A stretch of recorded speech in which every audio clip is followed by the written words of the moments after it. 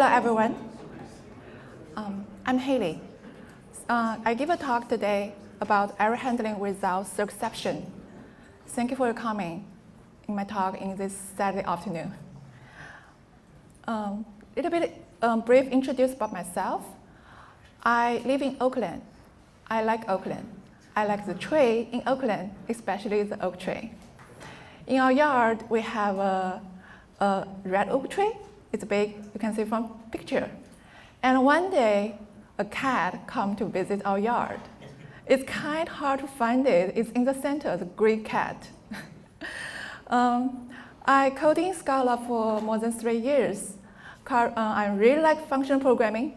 I keep on trying to learning and practice the functional programming idea in my project. I work in eBay now.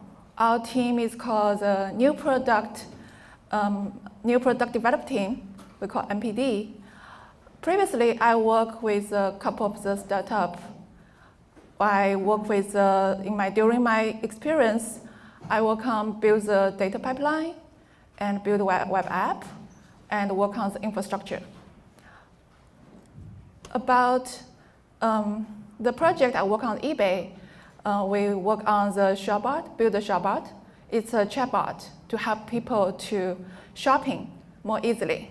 And also now we work on build a mobile app for the Chinese customer to help them to buy the import product from US and from other country, international. During my work project, we use Play framework, we use cats. We use enumerator. We also use a library called ScalaCheck to do the HTML parsing. And for the config management, we use type-safe config and also use type-safe logging. We save our data in Bigtable, Google Bigtable. For the testing, we use ScalaTest and Mockito to mock the fake data to do the unit test. For the function like talk given by the Rob nearest yesterday, he said a function is a pure function or has side effect. A function has side effect if it's a partiality, or if exception, or if non-determined, or if have a dependency injection, or do some logging, or mutate the variable. So we have, in our code base, previously we have lots of exception. How that's what we do to handle the error. So that is not a pure function, because so when exception, that breaks the definition of the function. For functions, they define from A to B. That means for every value from A, you will get a value in the B. But when you use exception in functions, that means sometime you'll get something, some exception. So it's not pure, it's a partial function. The partial function is bad because when we're handling the error, if we use exception when the errors happen, and in some place in the high level, we still need to handle this error. When we handle this error from the low level, and this error this function is not pure, it's partial, so we cannot compose them. That makes the high-level function, the logic is very complex, and it's hard to read.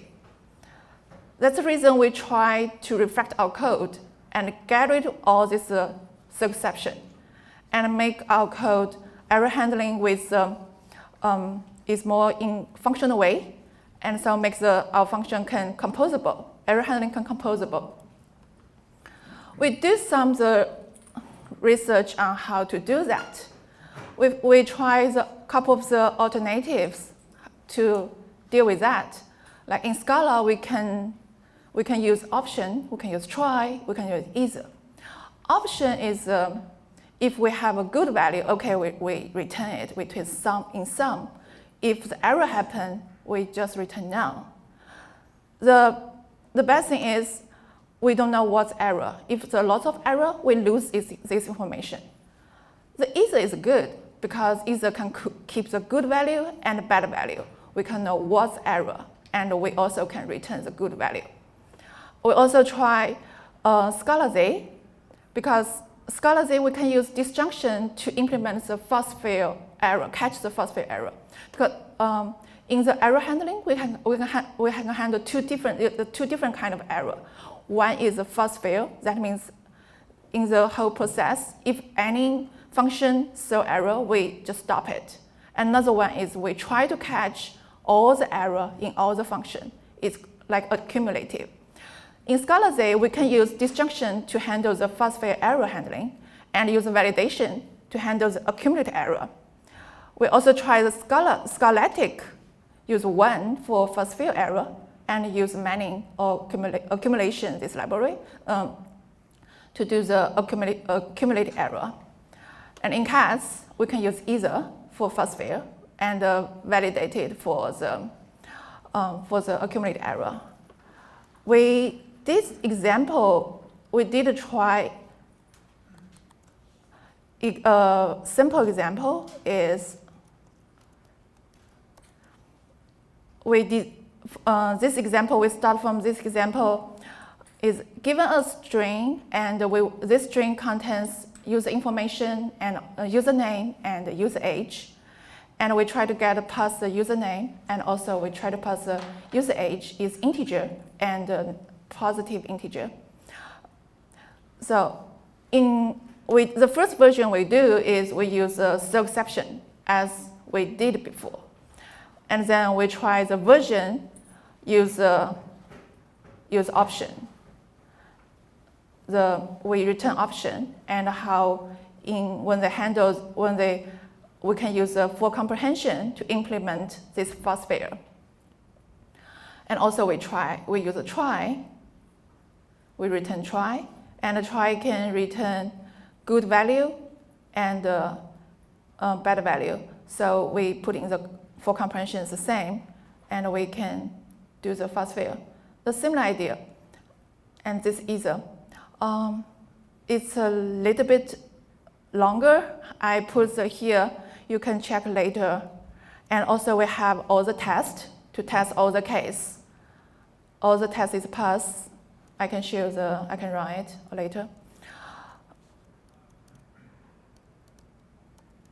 Okay, let me go back. This is also alternative we will try. And then in our project we build a service, and this service will call lots of external service. And when we call the external service, they behave in asynchronous way. That means they will return in our code, return future everywhere. And also we want is when any external service have error happen, we want to catch that. And we want to know which external service has error. And then we can try to debug that, or we can find out. We can go deep to debug that external service. So we need stacking the future and either together, because either can tell us good value and bad value. And we want working with the future. So we do that is we use a CAS library. They have the EitherT. EitherT is a transformer for the either. It combines a functor with either. This is functor. And in our case, we want future as a functor. So this is simple example is we simulate the external service call. For example, left is one external service. They return the bad value. They have something wrong happen. And the right, we simulate a external service. They work well. They return the good value. And also we simulate an external service. They have a future value happen, a future error happen. And then this is how we define. And when we try to catch error, and we can put all this external code together, And then because they were all either, so they will catch which one failed first, and then it will return error. If all the external call success, they will return the final value, final result. And when we have the results return, and we can get the value is actually the either. So either we can handle the good value in the left side and in the right side, and bad value in the left side. And this is how we handle the future failure. We also have a example to show the simple example.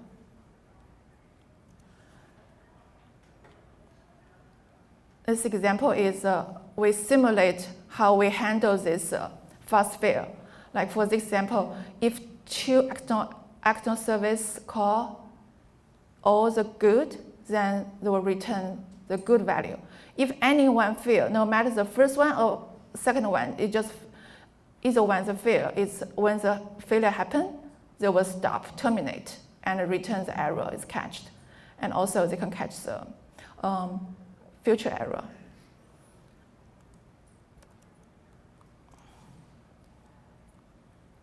In our project, when working on, and the first step to refactor this error handling, the first step we need to do is we need to designing the error type.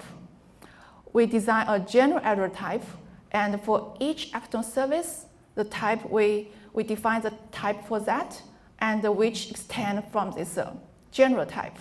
So that we define each type for external service. Then in the future, when the error happens, we will know which service has error. After that, when we're handling an API call, this API call has multiple external service. How we do that is the first step. We need to validate the request from the front end. They may have error in the header, they may have error in the body. And then we also need, if all good, then we will call the external service. And after external service, we'll verify the response from external service, and then wrap up the response, return to the front end. This is the call we simulate type is defined here, for example. And then this is our function, the API function. It will look like we verify the header, the first step. We verify the body, and we call the first one API call, this one. And then we call the second API call. We get the response, and we validate the response and return. This type is EitherT. Then we handle the response and populate the response to the user. This we get a value. This will be the either type, and we handle the bad case, and we return the error 505. And for good case, we return OK to the front end and the response. So in this one, what we do is we lift. We can see here. So is here is normally from when we validate the header, it just returns the either. But when we stack all this EitherT together, we want them to keep the same type. So here we will lift a either to EitherT for validate header and validate body. It's the same. So after we have that, this after we make all the type becomes EitherT, then we can they can be composed. So we can use full comprehension to stack them together, make the logic more clear. And if any error happen, when each step, then there will be stop. If the header has error, there will be stop. There will be return the error. Then we can find out it's error in the header, or because this is a fast catch the fast fail error.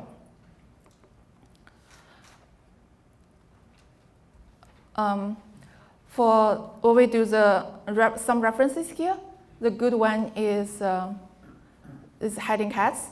It's really good. They talk about lots of the cats library, how to use that. It's very useful.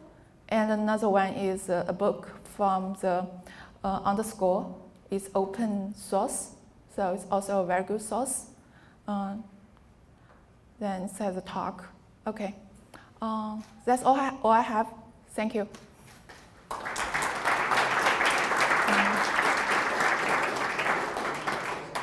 Yeah, any question? Okay. Why do you use the EitherT instead of future.fail? Future.fail? Yeah. We want to do is we use future, and then in the return we want to have either. We want to know the good value and the bad value. So we want stacking them together. So one way to do is we can define future and either in it. This is one way. And actually, this one is hard to put them together. Like here, we try to do is put in for comprehension. So it's hard to stack them together. So we didn't use that. We use EitherT. Yes? So what benefits does it give you over just having the error in the failed feature? Error in the failed feature? Yeah. Excuse me. So if you return future.fail, it will also hold the failure exception. That has to be an exception. She's using a ScalaCheck. Oh yeah, we define, yes, correct. We define the error in the sealed trait. And so it's easy for us to go through all the error. Yes, thank you. Any question? Just no? Okay, thank you.